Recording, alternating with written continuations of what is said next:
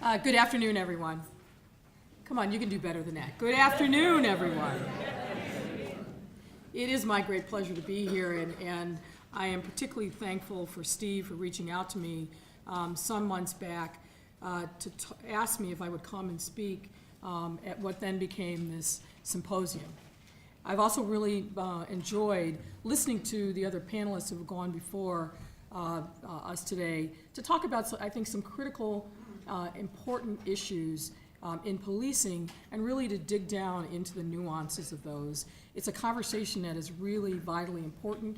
It's happening really all over. I was talking to the professor from UVA who indicated she's been laboring in these fields for 20 plus years, and for most of that time, people didn't think that the issue of policing and integrity and accountability were something that warranted any support, any time, any resources, but obviously that tide has changed dramatically, particularly over the last few years. So it's my pleasure to be with you here today. I'm actually going to deviate a little bit from my script. I wrote a speech, but I've been so enthused by the level of dialogue at the end of the presentations for questions that I'm going to shorten my time talking at you and hope to engage you in a more substantive discussions to cover some of the issues that I will raise and any others that you're interested in. As Steve noted, I have worn two different hats over the course of the year in Chicago, and let me tell you a little bit about both of those. One is I continue to be, since July of 2015, the president of the Chicago Police Board. We are effectively a court. We hear allegations of serious misconduct on the part of Chicago police officers. We decide on their guilt or innocence and then what the penalty was. In fact, I had a police board meeting last night that I participated in by phone, and we were walking through a lot of the same kinds of issues that are the topic of this forum today. What I also did was chaired the Police Accountability Task Force, and let me give you a little bit more background about what that was. Many of you, I think, are aware that about this time a year ago, so it was right before Thanksgiving of 2015, there was a video that was released that showed the killing of a young African-American man, Laquan McDonald. He was shot 16 times and killed by a white Chicago police officer. That shooting actually took place in October of 2014. But the video, which was captured by a dash cam of a police car, was suppressed for over a year. Initially, the rationale given for suppression of that video was that there was an ongoing federal criminal investigation, and the city was loath to do anything that would compromise that investigation. After the investigation dragged on, and word got out amongst local journalists that this video existed, the city fought in court and ultimately lost to keep that video suppressed. And once that video came out, if you haven't seen it, I'm hesitant to recommend it because it's one of the worst things that I've ever seen on video. It is absolutely stunning in its horrifying detail. And you can literally see shot after shot hitting the lifeless body of this teenager because the shots are hitting the asphalt and you can see the smoke ping up. Once that video was released, Chicago literally erupted. People were in the streets in horror and outrage at what they had seen, and obviously it wasn't just about the release of this particular video. It was a tipping point for things that people in the neighborhoods had been saying for decades that this video gave voice to. And it was that outrage about all those things going back decades that brought people into the street and really captured the imagination of the city in a way that I've not seen any other issue galvanize people from all walks of life. And it continues to be something that resonates. In the midst of that outrage, the mayor of Chicago convened the Police Accountability Task Force, which I ended up chairing. Not surprisingly, when our work was stood up, we were faced with tremendous skepticism. We eventually issued a 190-page report back in April of this year. And as reflected in that report, there had been many other task forces and commissions that had been convened over the years, going back, and we were able to trace it to the late 1800s when there was scandal. Scandal, task force or commission. Scandal, task force or commission. And many of the things that we ended up recommending were things, frankly, that had been recommended by other task forces but had never been implemented in the city to make reform meaningful and real. But that's the context in which I came to really be in the center of a number of the issues that I want to talk to you about today. So let me just kind of highlight for you some of the things that happened in the last 12 months in Chicago. There was the implementation of a new investigatory stop report, similar to what we heard from an earlier panel, that went from an index card to 2 pages. The ACLU threatened suit. The city quickly agreed to not only change the way in which investigatory stops were documented and memorialized, but to have a former federal judge serve as a monitor over policing activity. At the time, the then superintendent hailed the arrangement with the ACLU as groundbreaking. But by January of 2016, that form was substituted for yet another form, and a shorter one, and people started talking about the so-called ACLU effect, because police activity by January of 2016, and continues, frankly, for this day, if you look at arrests, you look at investigatory stops, are down to historic lows. Now, some might argue that the reason for that downturn is because they're now engaging in constitutional policing. We don't know yet because the data hasn't been analyzed, but the one thing that we do know is that police activity has gone down precipitously at the same time that there's been a horrific uptick in violence in Chicago. I talked about the release of the Laquan McDonald video, and we also saw soon thereafter the firing of the police superintendent, which was noted in one of the earlier panels. We had our mayor deliver what has been called his I Own It speech, in which he took responsibility for things that had happened in the nature of policing, and particularly between the communities of color and police going back decades. And for the first time, at least in my knowledge, I heard a politician talk candidly about race and policing, and he acknowledged a code of silence within the police department. And remember to ask me about that later, because that's come back to haunt him, I think, in many powerful ways. We convened the Police Accountability Task Force. The Department of Justice then announced that it was coming in to conduct a pattern and practice investigation of the Chicago Police Department, which is still ongoing. And I should note that the Chicago Police Department, which is the second largest department in the country, is the largest department the DOJ has ever investigated in a pattern of practice investigation. We had more police shootings of civilians that have stretched things to the breaking point. There was a mother that was killed in her home the day after Christmas when police responded to a 911 call, fired at her neighbor. The bullet went through her house, through her open door, and killed her in her kitchen.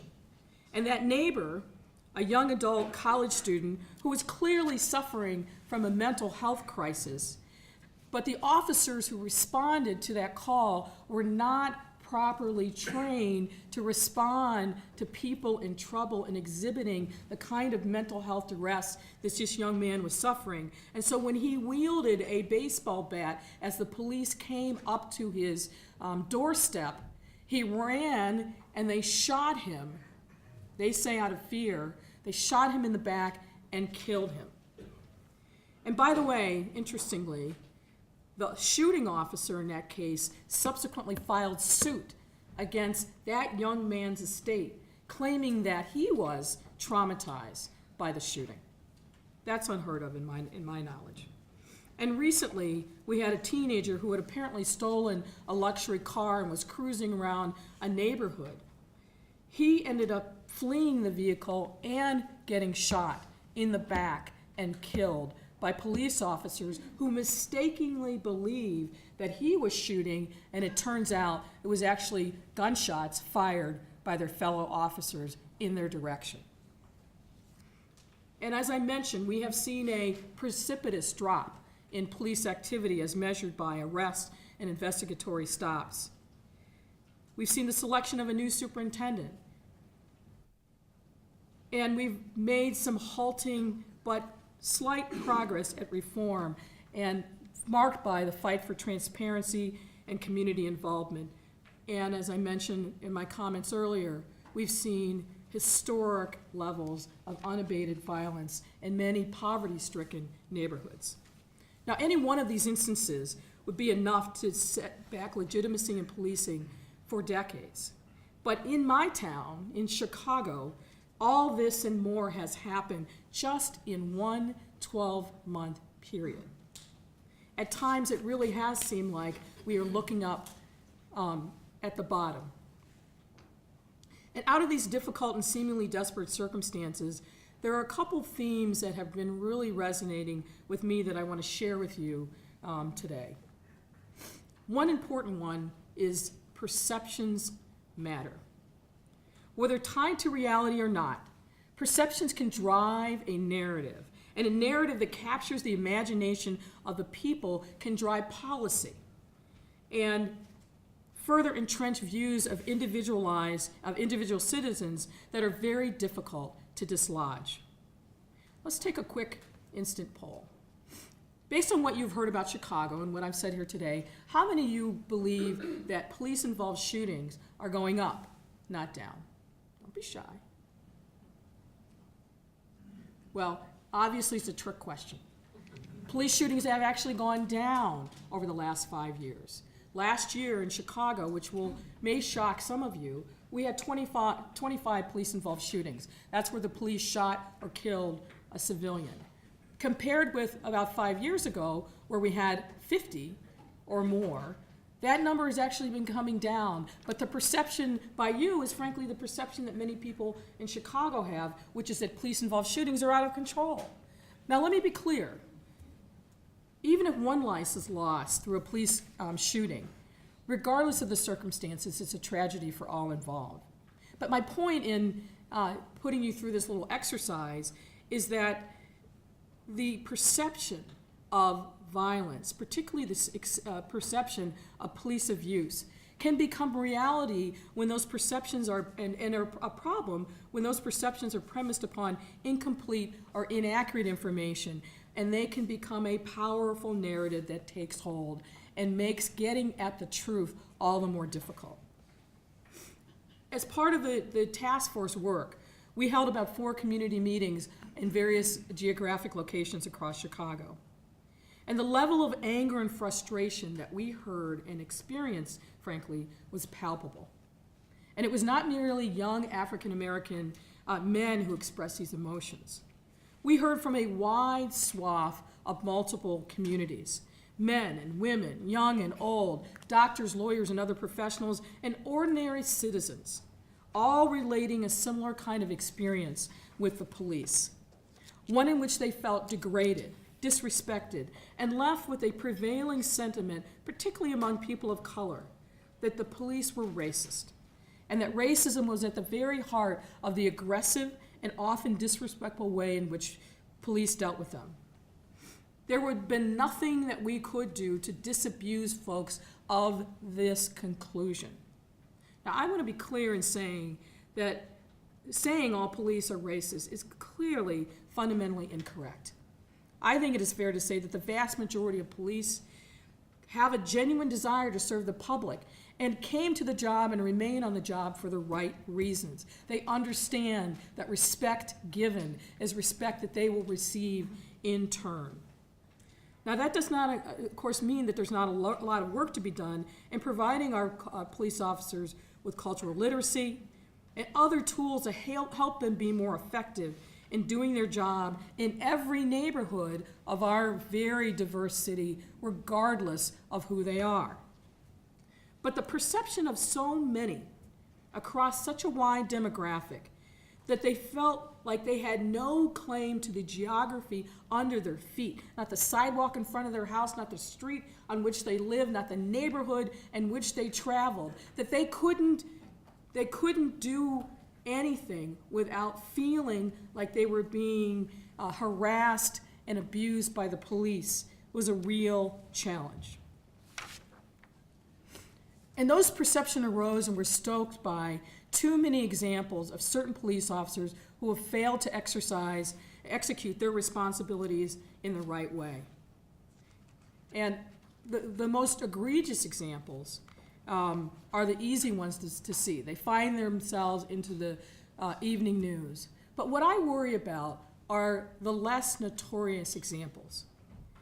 The obvious encounters where between police and citizens that leave a lingering corrosive effect that the officer, frankly, may forget as they go on to chase the next call, but really have a lasting effect on the listener, on the individual who, if they don't have a counterbalancing good experience with the police, are going to be left to think that this is how police are, and they will lack legitimacy. Now, I'm running out of time, so I want to throw out a couple more themes for you to consider. We're talked a lot today about police accountability, and you're going to hear more panels after I finish. But one of the things that I've been thinking quite a bit about is what happens if we delegitimize the police? What happens if the police get to a point, because of their own conduct or because of the way that we perceive and experience them, that they no longer have the important currency of legitimacy? Where does that leave those communities that are most in need of police support and resources? Does it mean that they will be unprotected? Does it mean that the police will stop engaging in proactive policing? That is a real concern that we have to think about as we think about things related to transparency and oversight. And let me be clear, transparency, oversight, accountability, absolutely essential concepts and realities that have to happen in local policing in order for them to have legitimacy. But we have to think about what way do we strike the right balance as we engage in reform, as we want the police to be a partner with us in moving forward. I was heartened to hear the experience of Philadelphia and Newark. That's not been the experience in Chicago, where there's still a lot of resistance to reform, where police officers feel like they're under undue scrutiny. We will never be able to change the culture, which so many speakers have talked about today, if we try to force feed reform to police officers. We need to have them at our side. Now, they need to be accountable. They need to engage in respectful and constitutional policing. But we have to do it in a way that we can move forward and that what we don't end up with is simply malicious compliance. That will never work. Look at New Orleans. They've had 2 different consent decrees, and they still have a plethora of problems. Cleveland, which Sean can attest to, a number of problems. The Department of Justice has been there twice. If we want to get this right, folks, we have got to create a space where the narrative isn't in the extremes, that people are coming together in the middle to solve problems. And I'll stop there and entertain any questions that you have. Yes, sir. Is it possible that Chicago has reached a tipping point of feedback loop, that there's too many guns, and that the officers serving in certain areas have reached the point? Well, we know with troops coming back from Iraq or Afghanistan where there's IEDs, and every day they have to be aware of that, that at a certain point they come back here with post-traumatic stress disorder. Do police officers, for the most part, have they be experiencing that? They're on too heightened an awareness in dealing with the community. Can the community then take it the wrong way? I mean, it's just I think that's occurring. I think it's a really interesting question. Let me give you a couple statistics. I mentioned earlier that Chicago just took off the streets its 6,000 illegal firearm this year. Year in, year out, Chicago police officers take more guns off the streets than New York or LA combined. When you think about that number, where you got two cities that dwarf Chicago's population, with New York's police force much, much larger than Chicago's. What that says is there's too many illegal guns on the street. We have, lax gun laws in Indiana. We have gun shops that literally ring the city of Chicago. So the guns are a big, real problem, and obviously one of the biggest drivers of violence. It would be crazy for a Chicago police officer, particularly in crime-plagued areas, not to think that any encounter he or she could be met with a firearm. But having said that, we've got to strike the right balance so that police officers going into those high-crime neighborhoods don't regard every single citizen there as a criminal. And the only way that we get to that place is we've got to invest in training, and we've got to, frankly, bring the community into that process so that the officers can meet the citizens in their communities, so that they understand that there are people of goodwill there who are frankly just trying to get through the day despite a lot of difficult odds.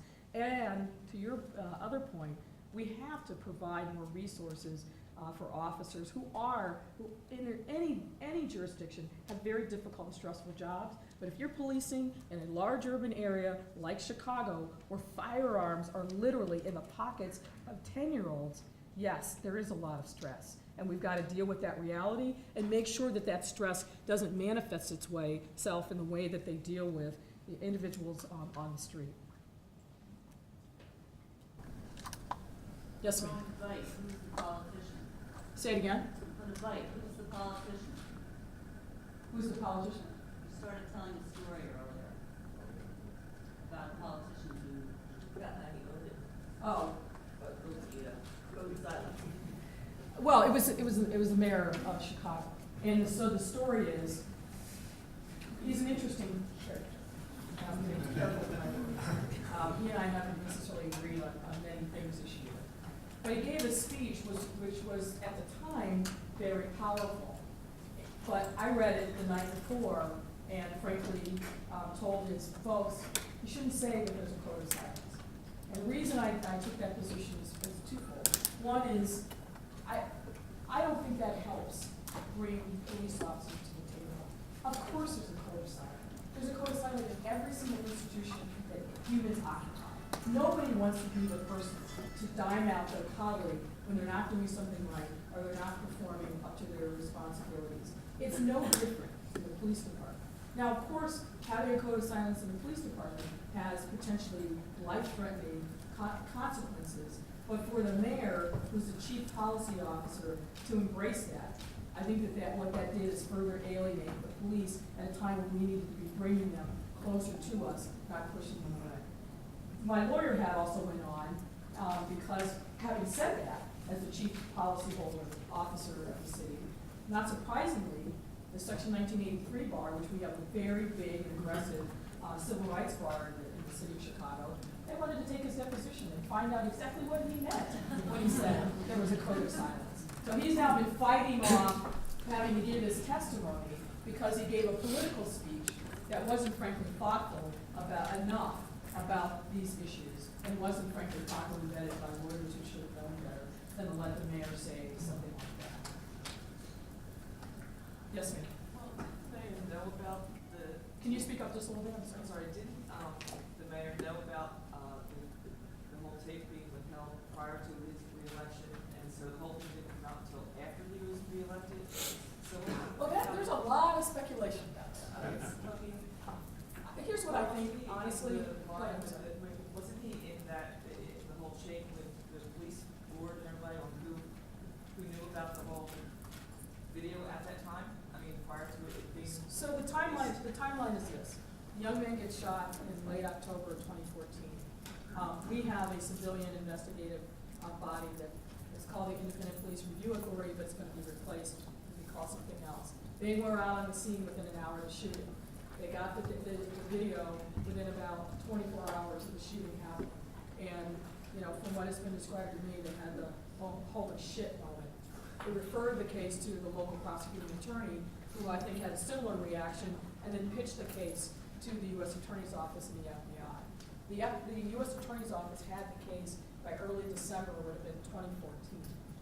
What she's talking about is, meanwhile, there's an election going on. The mayor's running for re-election, running against an opponent who is actually showing a significant amount of traction, despite getting into the race late, despite having a little bit of money, little money.